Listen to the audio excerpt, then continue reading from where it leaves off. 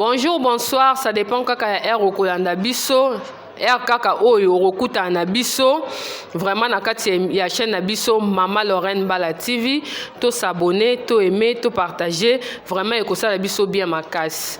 Toye toujours na cadre émission na biso serviteur et son ministère lelo tomemeli bino serviteur Yasika oyo bokomona e tout à l'heure nazo rappeler na bandeko balandi o balandaka biso toujours na kati ya chaîne na biso Mama Lorraine Mbala ete na kati ya émission na biso serviteur et son ministère toyambaka toujours basali ya Nzambe oyo basali la Nzambe na solo tolobi bien basali na Nzambe oyo bandimela Yesu lokola mokonzi pe mobikisi na bango balobi kaka basali na Nzambe te balobi bien oyo andimela Yesu po ba misusu bazosala Nzambe mais bandimela na bango pe Yesu te. Merci beaucoup vraiment na cameraman na biso so akofungola biso plateau po bandeko balandi ba mona invité na biso ya lelo. Bonjour serviteur de Dieu. Bonjour. Vraiment merci beaucoup. Okoki ko se présenter pour bandeko balandi bayeba yo ba découvrir yo. Bon, merci beaucoup na kopesanga maloba na ko se présenter na komo ya pasteur Jason Nzuzi Dimension. Mingi babiranga Dimension par rapport à musala Nzambe ndenge tozosala. Merci beaucoup. Merci beaucoup. Alors mingi babengaka Dimension par rapport ya musala ya Nzambe oyo azali ko sala. Sans plus tarder, l'homme de Dieu vraiment tolingi toyeba na kati ya ba ministère oyo Nzamba tia na Bible to alobaki apesi ba misusu comme ba pasteur, ba prophète, tout consort yo ozo ko exercer ministère nini? Ministère pastoral. Ndi yango naza ko exercer.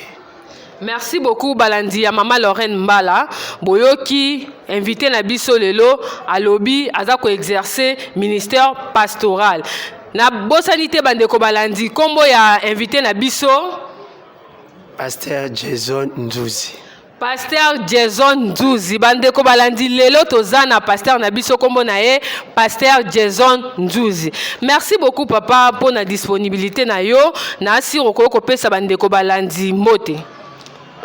Mbote mingi na ba ndeko nyonso to balandaka chaîne ya Mama Lorraine Mbala TV.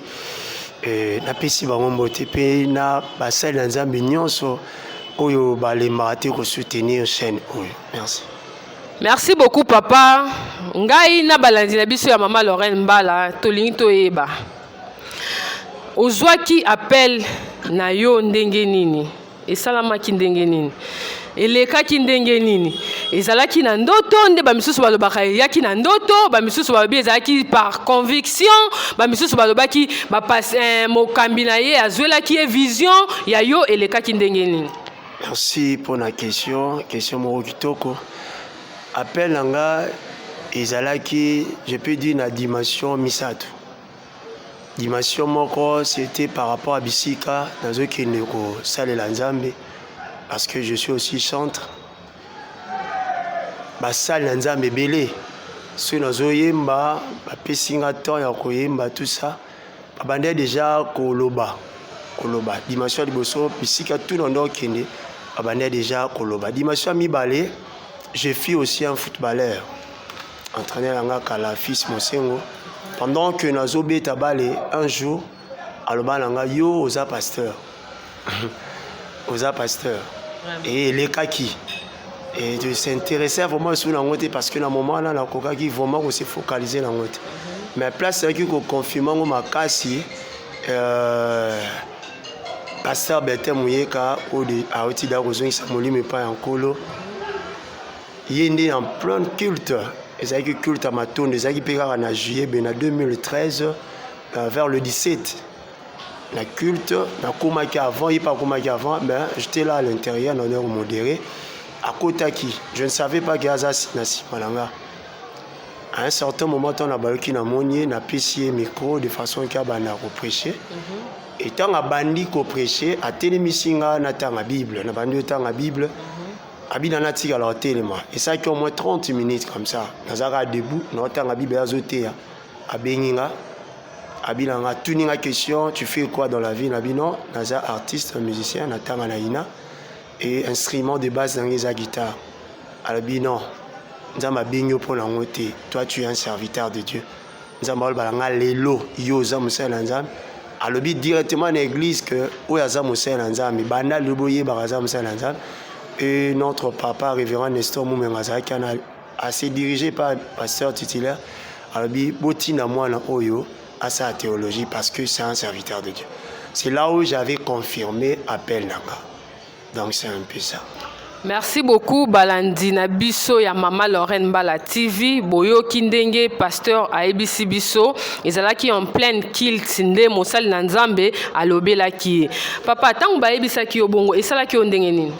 Bon na doutaki vraiment nan j'avais c'est un peu de douter mais mosali Nzambe papa Bertin moyeka api malakimia abaki na au mona basine. Oui, l'action vraiment que Maramon a le baiser à solo. Et le lendemain, il fait un kende, que ça l'examen. Mais étant dans Zobi, mana kende, na Willery, juste devant l'église protestante qui était gars. Bakar est au beau et au téléma. Bakar est qui vide mais téléma. Si de mort derrière mon agent. Tant que bon a kende na ma colonna na ina, au balcon baki na kende. Soleil moi et s'est dirigé vers Takenga Makas au point où na courir au tamboula tina king ko baluka na baluki na zone na kemo na musala nzambe moko nda lobi nzamba benyo na musala na ye donc stopper ko kende ina et tant aussi maintenant prier c'est alors que Dieu m'avait parlé que au kende ina mukolunga nzambe na otindo mais pour le moment na benyo na musala nanga.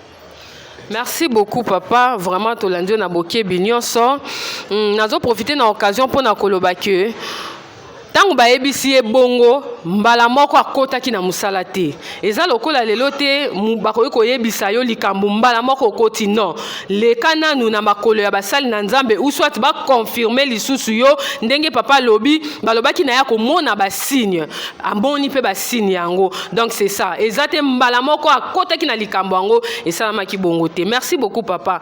Papa tolingi toyeba na ba église lelo makamba ba offrande ezo sala vraiment ezo ningisa bandimi makasi likambo ya appel de fonds yo za mosali na Nzambe ba appel de fonds okoyi kolobela biso nini par rapport à ça parce que bandimi baza ko s'inquiéter nango ezo sala bango bien te mususu mutu ayaki kaka na mo eloko mwa mukie akomi na ba askutani na ba appel ya ndenge na ndenge eza ko humilier bango okoyi loba nini na place wana?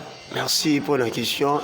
Il m'appelle de fond, le lot est ici qui est belé. Le lot appelle de fond, il place est belé par rapport à Yesu Massia. Les hommes de Dieu aujourd'hui, tourner regarde plus à mon appel de fond. Ils ont ça la passe. Nakoloba, ils ont vraiment ma bêtise. Mais le lingue oyo, les hommes de Dieu, bazo c'est lango et commis ma bé. Ozomona. Mingi ezo penser vraiment na ezo monisa excusez nga na terme na zoloba eza soit eza nzala to manque ya foi parce que Bible zoloba quelque part que David azoloba que atikala komona te mosali na nzamba kelela to azanga ceux qui le lo mosali na nzamba ozana problème zonge pas na nzamba abenga pratika kaba oya yete mais oya lelo l'église abisso c'est trop et comme mabé ndenge na lobia soit izanzala to manque ya foi et ba sala nzambe mingi ba komi ko sala ngo na ndenge ya mabé et ba fidèle le lo baza touché par rapport na ngo appel de fond au mosala nzambe ko ba bon Dieu nzamba la kisa que 3 personnes par rapport à montable mais 3 personnes ngo ko bengi pe ba bimi. Mais au moins, il est qui et comme sous 3 personnes, et là, et comme Moutou. Là, et comme Moutou. Même besoin que vous allez à l'église, ils ont une stratégie belée beaucoup en place, de façon que, et tout n'y s'appelle ma fidélité. Mais le lot appel de fond est commis vraiment, dans le sens où ce n'est plus Dieu. Et ça, Moutouné par rapport à ma désir. Merci. Merci beaucoup papa Tolandio bien wan ekomi susu ekomi ezao lakisa ke bo moto vraiment zo sala sikoyo conseil nini okopesa na ba pasteur o bazosala bongo parce que bandimi baza ko se plaindre nango makasi lokola mosali na Nzambe soko kopesa moi conseil mukie na ba pasteur o bazosala ngo parce que bandimi baza ko se plaindre vraiment. Non, conseil na kopesa na basel na Nzambe eza pasi parce que de na lobaki awa eza lisusu Yesu te na centre et comme plus mongo conseil eza que ceux qui Nzambe te moto amonisi yango basala te. Ce qui est que Nzamba monisi ils appellent limité par rapport aux Nzamba zomonsi mais et qu'il n'était par rapport à sentiment na bango où ils allaient coloca et détruire même l'œuvre de Dieu dans la église. Conseil est que ce qu'ils ont fouillé à conviction selon la volonté de Dieu bah ça la montée parce que la parole de Dieu est la volonté de Dieu. Si ce n'est pas la volonté de Dieu bah ça la montée. Merci beaucoup Mosal Nzamba lobi malamu si ce n'est pas la volonté de Dieu basala yango te. Papa nangina lobali susuka na likambo ya ba offrande. Et comme lelo offrande ya makasi. Yaka na offrande ya makasi. Offrande ya makasi yango biso bandimi tongito yeba. Offrande ya makasi eza offrande ya nini? Ya ndenge nini? Combien? Est-ce que na Bible ba déterminer makamba offrande ya makasi ou bien ya makasi te tondeni?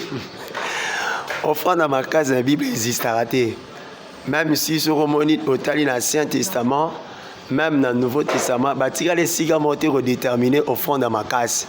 Et Zali, ne tozo lo bate, nzala. Parce que Nzambe pour abimiso mongo a créé terme moko, ton momoko yaye pour que ba fidèle bazoyo ka bazala toucher aya rosala parce que il a souligné le mot avant d'appeler sa réponse. Ma fidèle belé le loba comme trop fragile.